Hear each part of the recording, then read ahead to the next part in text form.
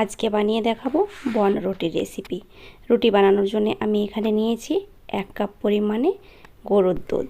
দুধটাকে জাল করে কুসুম গরম করে নিয়েছি। আর কুসুম গরম দুধের মধ্যে ডোটা বানিয়ে নিতে হবে। আপনারা কুসুম গরম জলের মধ্যেও ডোটা বানিয়ে নিতে পারেন। আর দুধের মধ্যে দিয়ে দিচ্ছি 1 চামচ মতো ইস্ট, আর এখানে নিয়েছি 3 চামচ মতো চিনি। মিষ্টিটা আপনারা বাড়িয়ে কমিয়ে নেবেন। বেশি মিষ্টি পছন্দ করলে আরও 2 চামচ বাড়িয়ে দিতে পারেন। আমি ভালোভাবে দুধের সঙ্গে ইস্টটাকে মিশিয়ে নেওয়ার পরে 5 মিনিট মতো সেট হতে দেব। 5 মিনিট পর ডোটা বানিয়ে নেব। এরই মাঝে 5 মিনিট হয়ে গেছে, আর 5 মিনিট পর ঢাকনা খুলে দেখে নিচ্ছি। দেখুন ভালোভাবে সেট হয়ে গেছে। হাতের সময় না থাকলে আপনারা সঙ্গে সঙ্গেই ডোটা বানিয়ে নিতে পারেন। আমি পেঁচোলার দিয়ে একটু নাড়াচাড়া করে দিলাম। তারপরে দিয়ে দিচ্ছি 2 চামচ মতো রান্নার রেগুলার সয়াবিন তেল। তেলটাকে আমি ভালোভাবে মিশিয়ে নেব দুধের সঙ্গে। তারপরে দিয়ে দিচ্ছি ময়দা। আমি এখানে 1.5 কাপ পরিমাণে ময়দা নিয়েছি। ডোটা বানাবার পরে আমার আরও ময়দার প্রয়োজন হলে কিছু ময়দা অ্যাড করে দেব। আমি এই ময়দার মধ্যে স্বাদ মতো লবণ অ্যাড করেছি, বিশেষ কারণে ক্যামেরা বন্দি হয়নি। ভালোভাবে দুধের সঙ্গে মেখে নেওয়ার পরে আবারও আমি 2 চামচ মতো ময়দা অ্যাড করে দিলাম। যেহেতু ডোটা কিছুটা নরম আছে তাই ময়দাটা অ্যাড করে দিলাম। মাখার সময় কিছু প্রয়োজন থাকলে অ্যাড করতে পারে। এই রকম একটা স্টিকি ডো বানিয়ে নিতে হবে, হাতের মধ্যে লেগে যাবে। আমি ওপরে একটু তেল ব্রাশ করে দিলাম, তারপরে ঢাকা দিয়ে দেব। অবশ্যই ঢাকা দিয়ে 1 ঘন্টা মতো রেস্টে রেখে দিতে হবে। আপনারা যে কোনো ঢাকনা দিয়ে ঢাকা দিতে পারেন, কোনো সমস্যা হবে না, কিন্তু অবশ্যই গরম জায়গার মধ্যে রেখে দিতে হবে, তাহলে খুব তাড়াতাড়ি ডোটা ফুলে যাবে ডবল হয়ে। বনগুলোকে ব্রেক করার জন্য আমি একটা থালা নিয়েছি। থালার মধ্যে ব্রেক করে নেব, আর থালার মধ্যে আমি কিছুটা তেল ব্রাশ করে দেব। আর অবশ্যই তেলটা ব্রাশ করে দিতে হবে, তাহলে বনগুলো খুব সহজেই উঠে আসবে। আপনারা যে কোনো আপনাদের সুবিধে মতো থালা ও প্লেটের মধ্যে বনগুলোকে ব্রেক করে নিতে পারেন। এরই মাঝে আমার 1 ঘন্টা হয়ে গেছে। 1 ঘন্টা পর দেখাচ্ছি। অবশ্যই কিচেনের মধ্যে গরম জায়গাতে রেখে দিলে খুব সহজে ডোটা ফুলে যাবে, বা গ্যাসের তলায়। দেখুন ডোটা ফুলে ডবল হয়ে গেছে, আর যে বাতাসটা ভিতরে রয়েছে সেই বাতাসটাকে আমি বার করে দিচ্ছি। বাতাসটাকে বার করে দেওয়ার পরে ডোটাকে আবার আমি বাটি থেকে তুলে নিয়ে কিছুক্ষণ মথে নেব, 2 থেকে 3 মিনিট।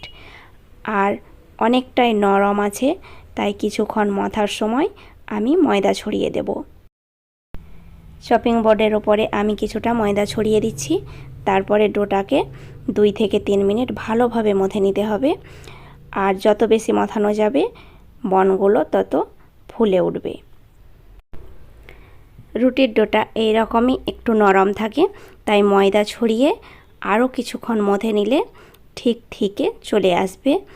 আর লেচিগুলো কেটে নিতে হবে। আমি 3 মিনিট মতো ভালোভাবে একটু ময়দা ছড়িয়ে মথে নিয়েছি। তারপরে লেচিগুলো কেটে নিচ্ছি। ছোট বড় সাইজ করে যেভাবে বনগুলো বানাবেন সেইভাবেই লেচিগুলো কেটে নেবেন। আমি এখানে 5 থেকে 6টা মতো লেচি কেটে নেব। আর এইভাবে চাকু দিয়ে কেটে নিলে লেচিগুলো সমান হয়, আর বনগুলোও এক সাইজের হয়। তাই কেটে নেওয়ার পরে হাত দিয়ে এইভাবে গোল করে নিতে হবে। গোল করার পরে পেছনটাকে একটু মুড়ে দিতে হবে, তাহলে খুব সুন্দরভাবে বনগুলো তৈরি হয়ে যাবে। দেখুন এইভাবে আমি একে একে বনগুলো সব তৈরি করে নেব। তৈরি করার পরে যে ট্রেটা আমি রেডি করে রেখেছিলাম ব্রেক করার জন্য, সেই ট্রের মধ্যে আমি একে একে রেখে দিচ্ছি। একটু ছাড়া ছাড়া করে বনগুলোকে ব্রেক করে নিতে হবে, একটার গায়ে আর একটা যেন না লেগে যায়।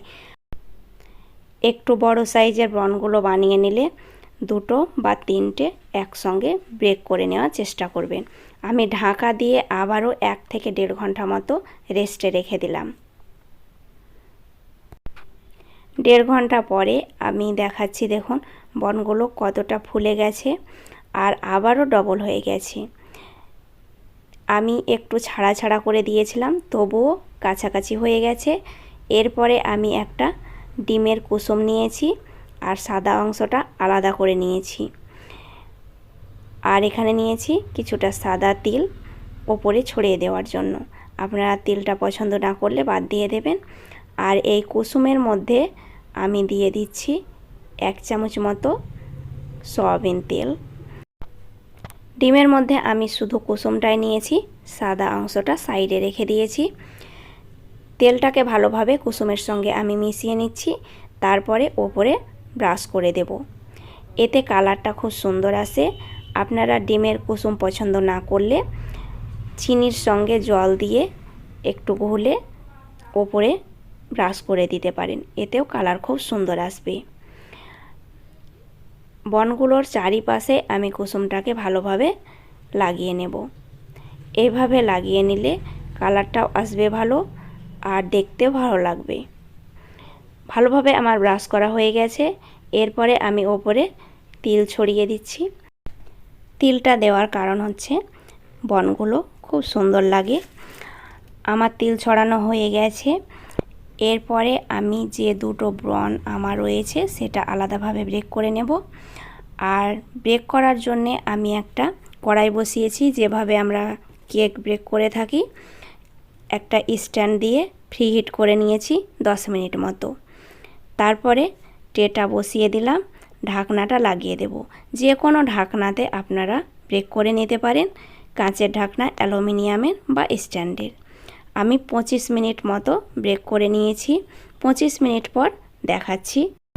আঁচটাকে একবারে কমিয়ে ব্রেক করতে যাবেন না, তাহলে কালারটা সুন্দর আসবে না।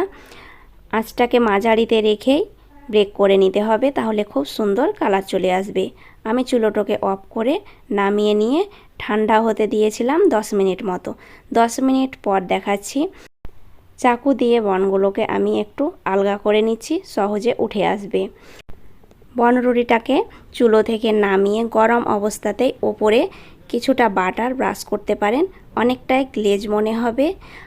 আমার ছেলে বাটার খেতে পছন্দ করে না একদমই, তাই আমি বাটার ব্রাশ করিনি। একটা বনরুটি আমি কেটে দেখাচ্ছি, দেখুন ভেতরটা কতটা সুন্দর হয়েছে, স্পঞ্জি হয়েছে। এই রেসিপিটা ভালো লেগে থাকলে একটা লাইক করবেন আর চ্যানেলটাকে সাবস্ক্রাইব করবেন। আর ফেসবুক পেজ থেকে দেখলে পেজটা ফলো করবেন। আজ এই পর্যন্তই, ধন্যবাদ।